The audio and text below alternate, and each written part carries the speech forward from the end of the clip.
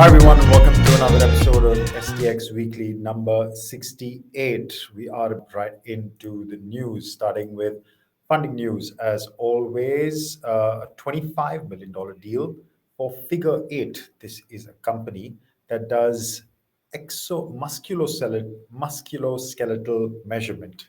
I did get that right. Basically, it helps you through their sensors. It can assess what is actually happening within at a muscular and skeletal level in your body. Especially helps with injury prevention and injury management with rehabilitation. So 25 million to them. They have, of course, strong applications in the world of sports. Clearly, another company that raised around 5 million for VR treadmill company Omni One. So if you've seen Ready Player One, which is the future that everybody talks about when it comes to VR, this is basically that product. There is no video on this article, but if you go to their website, Virtulix, you'll basically see that there's a guy who's strapped to a console with a moving floor like a treadmill. It's round, and on that space, you can jump, you can move. You're in a harness attached to the device, so you can move around in that space and basically either use it for fitness or gaming or a bunch of applications. They talk of themselves with more of a focus on the fitness side, which is why they say a VR treadmill. But obviously, the applications are plenty. So Virtulix with 5 million. Another round for the Futures app. I didn't find a public link for this, but our friends at Crunchbase have listed a $2 million round, and they've got their security SEC filing document I took a look at. So 2 million funding round for the Futures app. This is a company which kind of does coaching for baseball. It's like a masterclass for baseball players. So there are leading athletes who have video content that amateurs or young kids, whoever's interested in learning more about different aspects of baseball, can go to this app. So the Futures app raised $2 million. Okay, so another deal, but this is one that has some interesting implications. But this is an acquisition. Tempus Ex rebranded, acquired a company called Biocore. Tempus Ex, we've known them for a while. They've been doing data sourcing with a bunch of companies with a bunch of sports rights holders, including Chelsea, and they've been working with Chelsea for a while, and other, let's say, tier one teams across multiple leagues in the US and in Europe. So they acquired a company called Biocore, and they want to create the OS, the operating system for sports. There are a few companies that have made this claim. Biocore specializes in getting biomechanical data for athletes. Tempus Ex has their machine learning fusion feed, where they get feed about athlete data from multiple sources, whether it's from video, whether it's from wearables, a bunch of different sources. So they're compiling athlete data. Biocore gives them more biomechanical or biometrics data. And this combined entity is called Infinite Athlete. Now, Infinite Athlete, 2 days later, has emerged as a likely sponsor for Chelsea, who, for sports fans, will know that Chelsea are missing a front of shirt sponsor, and Infinite Athlete has apparently stepped in with a something like £40 million bid for this shirt sponsorship. Now, the Premier League, as far as what I've read, is still investigating this deal because Infinite Athlete has links to Clear Lake Capital, the owners, the fund that Todd Bowley is part of. So maybe there's a conflict of interest thing there, or maybe this is just another way to funnel some money into the club. The Premier League is yet to confirm, but this is a trend.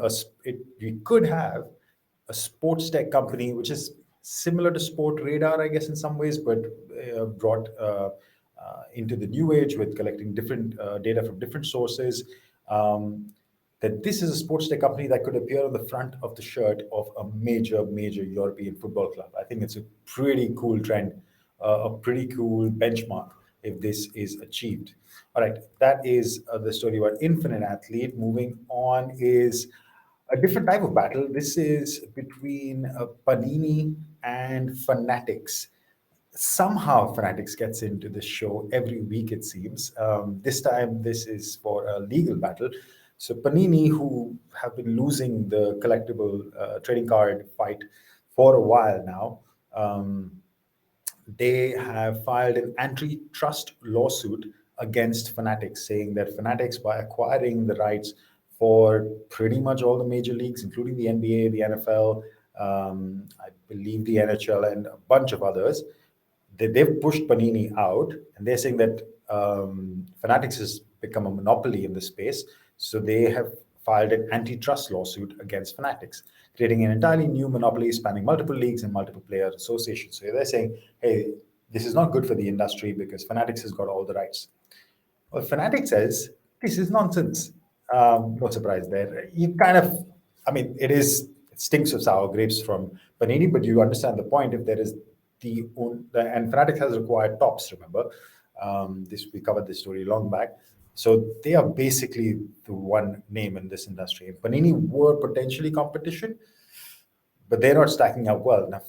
So Panini is saying, hey, it's anti-monopolistic, or it is monopolistic, so there should be, and it's anti-competitive.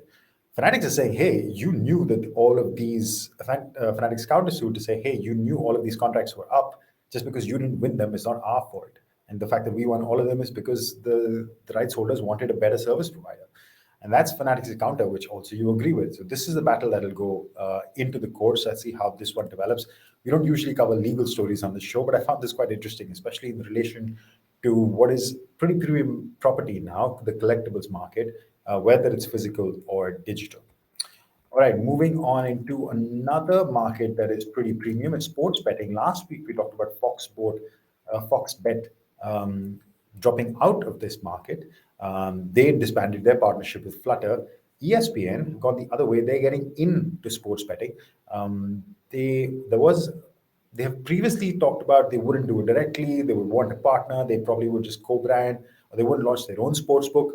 Well, they found a partner, which is Penn Entertainment, $2 billion deal that they've signed with them. Now, Penn Entertainment were invested in Barstool Sports, but as part of this deal, apparently, they will divest from Barstool Sports and kind of invest in the partnership with ESPN. I guess ESPN is a bigger media partner than Barstool Sports, but I don't know if Dave Portnoy, who's the owner of Barstool, former owner of Barstool Sports, he will get a lot of his equity back. So I think it might work out for him as well. He'd probably be happy to get equity which will pay out in a big way for him in the future.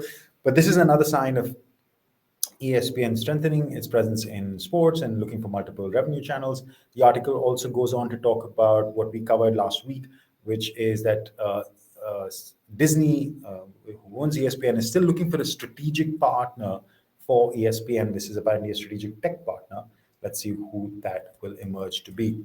And finally, our top news of the week, it is the Saudi Arabian PIF, the public investment funds. This is the royal family of Saudi Arabia. They continue their investment in sports with another sports vehicle, SRJ Sports Investments Company, is what this one is called.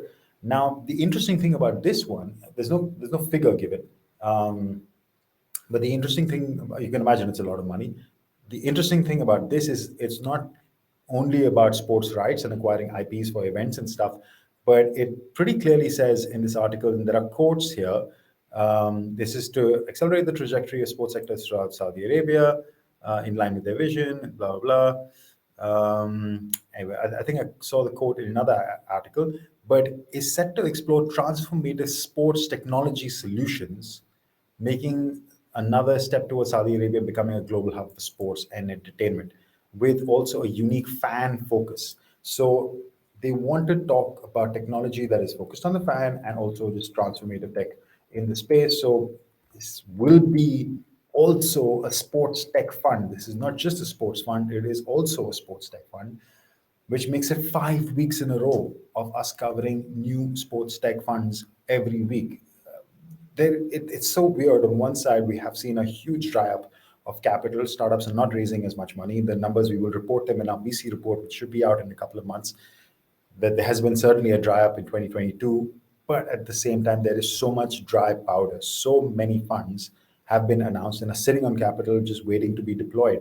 So once again, if you're a sports tech founder struggling to make a round, find a way to hold on. This capital will reach you at some point in time.